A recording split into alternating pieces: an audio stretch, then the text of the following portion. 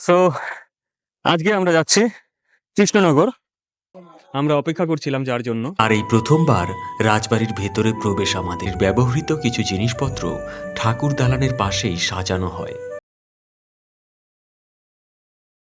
আজকে এপ্রিলের 21 তারিখ, সময় বিকেল 3:57।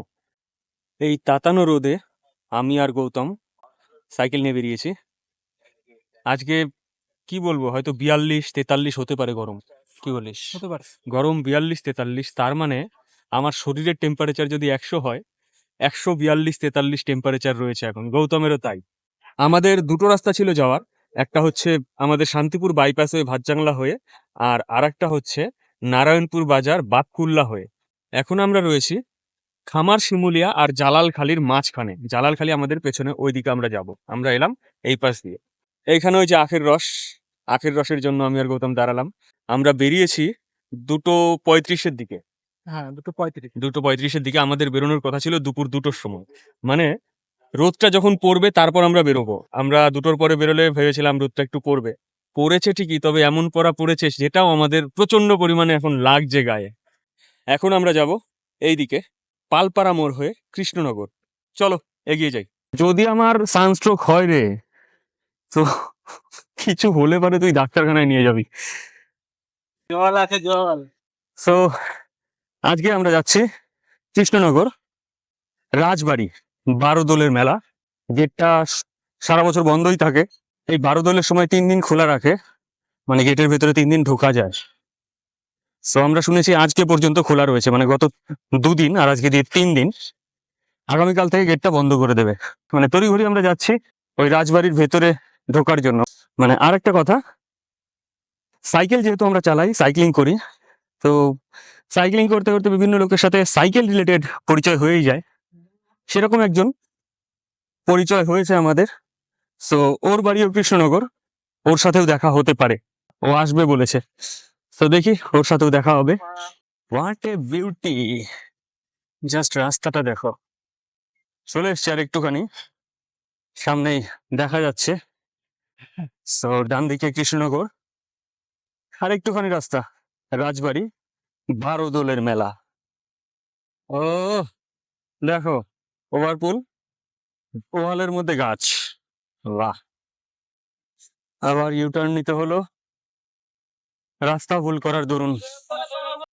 সো পলাশ পাইক ফোন করেছিল, বাড়ির থেকে বের হবে, ফোন করে বললো যে তাহলে বেরোই, মেলার মাঠেই যেতে বললো। সো চলো মেলার মাঠে ওর সাথে দেখা হবে। সামনে দেখা যাচ্ছে কৃষ্ণনগর রেলগেট। তো এইখানে কি জিজ্ঞাসা করি কাউকে, সোজা। হ্যাঁ, রাজবাড়িটা কোন দিকে? রাজবাড়িটা কোন দিকে? কৃষ্ণনগর রাজবাড়ি, রাজবাড়ি এটা দিয়ে গেলে হবে। এইটা ডান দিকে? ডান দিক দিয়ে গেলে ডান দিকে আবার দিকে। আচ্ছা, কিংবা আপনি এক কাজ করতে পারেন, এই রাস্তাটা দিয়ে গিয়ে যেটা আবার ডানের রাস্তা যাচ্ছে না, হ্যাঁ হ্যাঁ। ওই রাস্তা দিয়ে গেলে। রাজবাড়িটা কোন দিকে দাদা? ডান দিকে? ডান দিকে রাজবাড়ি? ধন্যবাদ, ডান দিকে। এই প্রতি মোড়ে মোড়ে জিজ্ঞাসা করে করে যেতে হবে। কোন পার্ক হয়? খৌনিশ পার্ক। সঙ্গে ছিল। চলো জিজ্ঞাসা করে যাব, তাও বেটার বারে বারে ভুল হওয়ার থেকে। So, চলে এসছি এই বট গাছ তলায়, একটু দাঁড়াবো। বিকেল 4:43, এখানে বসে আছি। এলাম এই 5 মিনিটের মতো হলো, জল খেলাম। দেখি ও কখন আসে। আর ও না এলেও, মানে ওর সাথে যদি আলাপ নাও হতো, তাও এখানে এসে বসতাম একটুখানি, কারণ বিকেল বেলাটা যেহেতু ঘেমে গেছি, মানে টি শার্ট ও ভেতরে বোঝা যাচ্ছে যে কতটা ঘেমে গেছি। আসুক পলাশ পাইক, তারপর কথা হচ্ছে। বিকেল 5:14, আমরা অপেক্ষা করছিলাম যার জন্য। তো পলাশ পাইক, এ সাইক্লিস্ট, কৃষ্ণনগর বাড়ি। তো এখানে এসে দেখা হলো, এর উদ্দেশ্য হচ্ছে সেভ সয়েল। তো সেটা নিয়ে আবার পরে আমরা ভিডিও করব। আজকে প্রথম আলাপ আমাদের। এও সাইকেল নিয়ে ঘুরে বেড়ায়, দিল্লি করেছে, পুরুলিয়া করেছে, এরকম ভারতবর্ষ, বাংলাদেশ করেছে, বিদেশ ভ্রমণ যদি বলি, তো বিদেশ ভ্রমণ করেছে। তো বাইসাইকেল কিকের সদস্য হয়ে গেল। ধন্যবাদ তোমাকে। তুমি যদি কিছু বলো বাইসাইকেল কিকের সবাইকে। নমস্কার, আমি পলাশ পাইক, কৃষ্ণনগরে বাড়ি আমার। তো আমি কিন্তু সাইক্লিস্ট না, আমি সেফ সয়েলের মানে প্রচারক, কিন্তু আমার মাধ্যম হচ্ছে সাইকেল।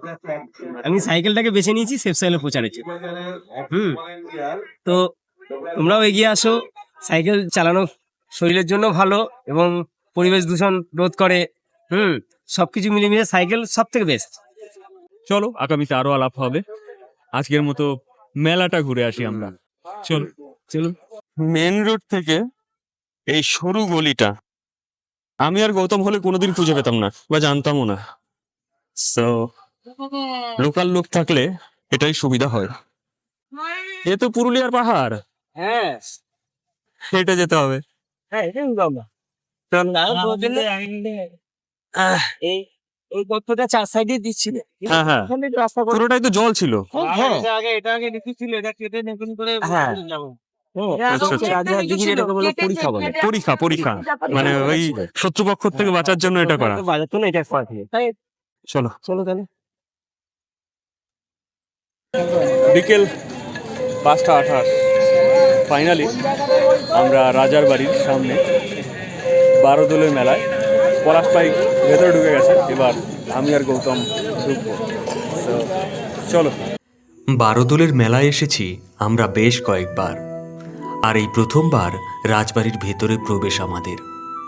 মূল বাড়িতে প্রবেশ একেবারেই নিষিদ্ধ। এটা ঠাকুর দালান। এখানেও খোলা থাকে বছরের কয়েকটা মাত্র দিন, তাও শুধুমাত্র পুজো উপলক্ষেই। বারোদোলের মেলা। দোলযাত্রার পর একমাত্র কৃষ্ণনগরেই বারোদোলের মেলা অনুষ্ঠিত হয়। ইতিহাসের পাতা উল্টালে হরিভক্তি বিলাসে এই দোলের উল্লেখ পাওয়া যায়। চৈত্র মাসে শুক্লা একাদশী তিথিতে নৃত্য গীতাদি উৎসব সহকারে দেবদেবীকে দক্ষিণ মুখ করে দোলা দিয়ে দোলাতে হয়। নদিয়ার আজ কুলবিগ্রহ হলেন বড়নারায়ণ। মেলায় বড়নারায়ণের সঙ্গে আরও 12টি কৃষ্ণ বিগ্রহ থাকেন, যারা নদিয়ারাজ কর্তৃক বিভিন্ন স্থানে প্রতিষ্ঠিত। বারোদোলের মেলায় এই 12টি বিগ্রহকে মহাসমারোহে কৃষ্ণনগরে নিয়ে আসা হয়। কৃষ্ণনগর রাজবাড়ি সুসজ্জিত পঙ্খ অলঙ্কৃত ঠাকুর দালানের চাঁদনি বা নাট মন্দিরে কৃষ্ণ বিগ্রহগুলি রেখে বারোদোলের প্রথম 3 দিন পূজার্চনা করা হয়। এই সময় রাজবাড়ির ব্যবহৃত কিছু জিনিসপত্র ঠাকুর দালানের পাশেই সাজানো হয় জনসাধারণের দর্শনের জন্য।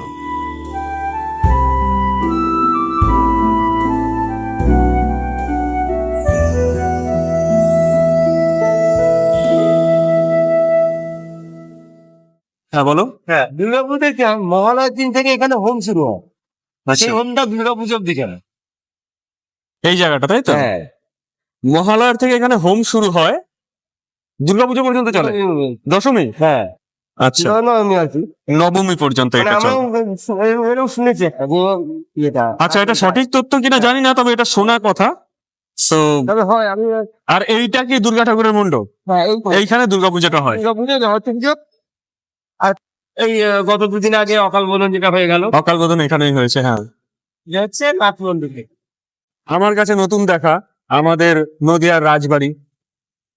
তো আমার কাছে এগুলো বেশ লাগে।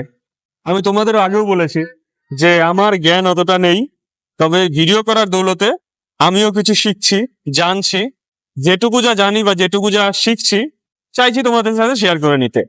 তো এই পর্যন্তই। তবে আমারও এই খিদেটা এত ছিল না যতটুকু এখন হয়েছে জানার। কাচের ঘর এটা, কাঠ আর কাঁচ দিয়ে বানানো। তো নিচে দেখা যাচ্ছে চাকা রয়েছে, অতদূর যাবো না বা যাওয়ার উপায়ও নেই যেহেতু চারপাশে বাঁশ দিয়ে আটকে রেখেছে। ভালোই লাগছে আমার কাছে। রাজার বাড়ির ভেতরে আমরা ঘুরছিলাম। বারোদোলের 12 রূপের শ্রীকৃষ্ণ মূর্তি দেখলাম। সো বেরিয়ে আসার সময় দেখলাম প্রসাদ দিচ্ছে। সো শুনলাম ওইটা মায়াপুরের প্রসাদ, আমিও নিয়ে নিলাম। পলাশ গৌতম ভেতরে প্রসাদ খাচ্ছে, আমিও খাবো। সো এটাই আমার কেস। টুপিটা সাইকেলে ভুল করে রেখে চলে গেছিলাম। চলো খেয়ে নি, তারপর আবার কথা হচ্ছে। মেলায় ঢুকবো এখন।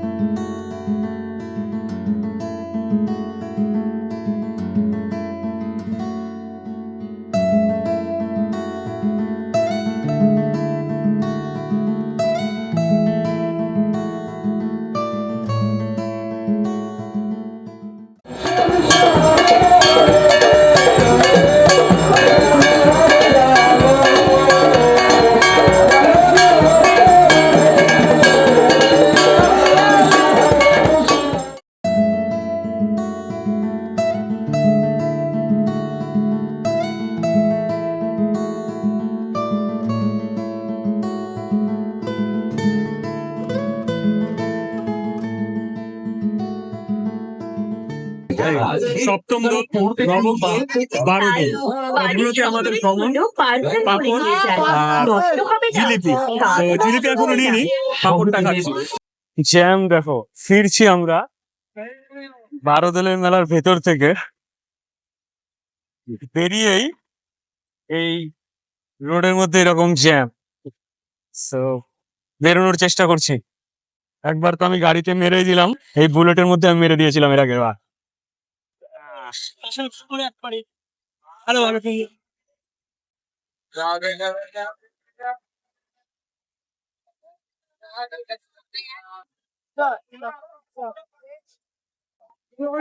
রাজবাড়ির গেটের সামনে এলাম ঘুরে, এবার বাদিকে। আরে জ্যাম কাকা, যান যান যান যান। বেশ ভিড়ভাট্টা বেরোলাম। এই যে ভেড়া দেখছো, হ্যাঁ এইটাও তো গেট, এটা তো গেট। এটা আরেকটা গেট। হ্যাঁ হ্যাঁ তারপরে গেট আছে। হ্যাঁ হ্যাঁ হ্যাঁ। আর ওইটা হচ্ছে গেট, তারপরে ওইটা হচ্ছে রাজবাড়ি।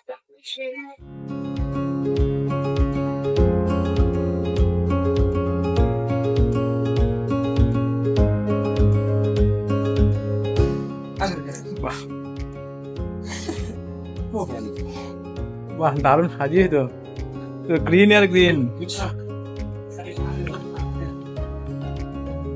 এবার তোমার নাম বলো। ঈশান পাইক। ঈশান পাইক।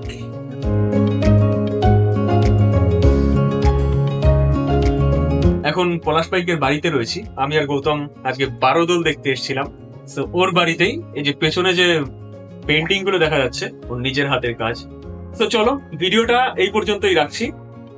ভালো লাগলে একটা লাইক করে দিও, মতামত জানানোর জন্য একটা কমেন্টস। আর এই পর্যন্তই, ভালো থেকো সবাই, টাটা। টাটা। Adios.